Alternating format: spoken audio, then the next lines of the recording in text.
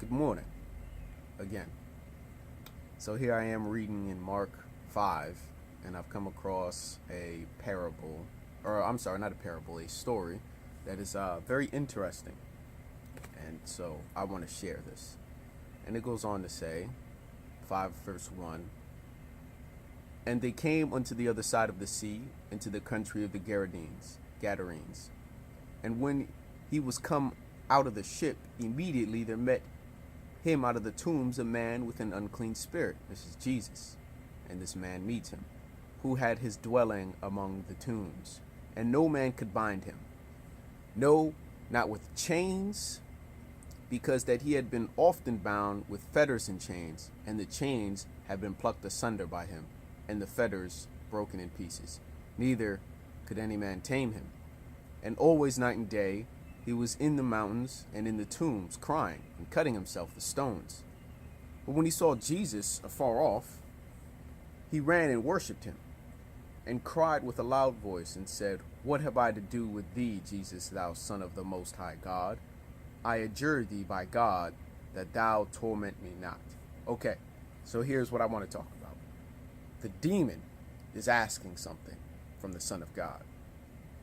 Okay, and he says, verse 8, for he said unto him, Come out of the man, thou unclean spirit. Verse 9, and he asked him, What is thy name? And he answered, saying, My name is Legion, for we are many. And he besought him much that he would not send him away out of the country. That's the demon asking Jesus for something. Okay, now verse 11, now there was there nigh unto the mountains a great herd of swine feeding. And all the devils besought him, saying, Send us into the swine, that we may enter into them. And forthwith Jesus gave them leave, and the unclean spirit went out and entered into the swine. And the herd ran violently down a steep place into the sea. They were about 2,000, and were choked in the sea. And they that fed the swine fled, and told it in the city and in the country. And they went out to see what it was that was done.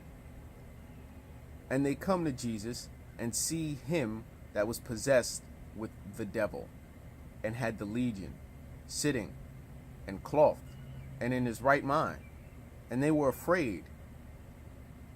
And they that saw it told them how it befell to him that was possessed with the devil, and also concerning the swine.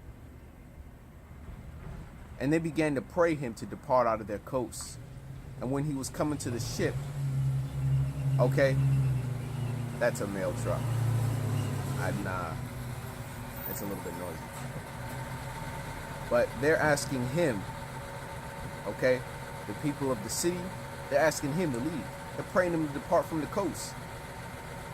Verse 18, and when he was coming to the ship, so now he's leaving, he that had been possessed with the devil prayed him that he might be with him.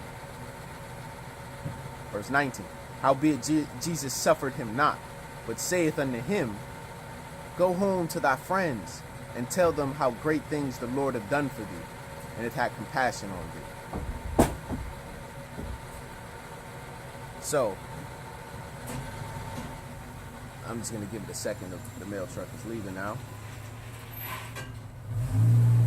So here's what we see. We see Jesus coming to a nation. Jesus comes into a nation, okay? Jesus comes into a nation. He runs into somebody with an unclean spirit.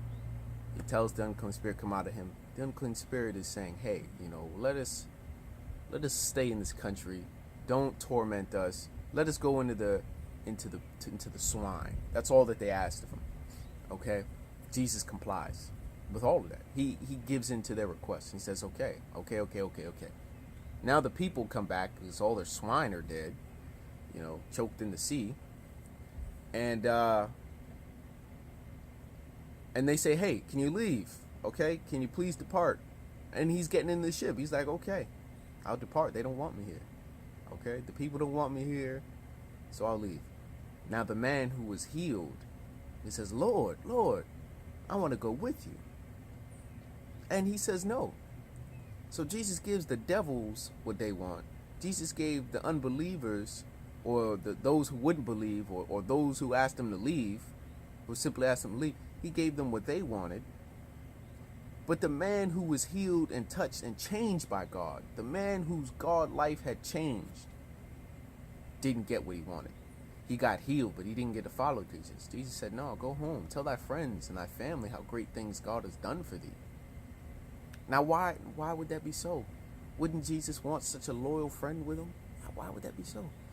So, that's expandable upon. Ask yourself that question. Ask God the question. Read the scriptures. I love this book. And see if you can find any similar stories where God's people don't get what they want, because God has something better for them. So God has something better. And so my question is, do you trust God enough that when he says no, for it to be no? Have you sought God for something and not received it because he has something better for you, you know? And yeah, it's just a good note to start a morning off with, knowing that all things work together for the good of those who love God. That's a fact. All right. So good morning.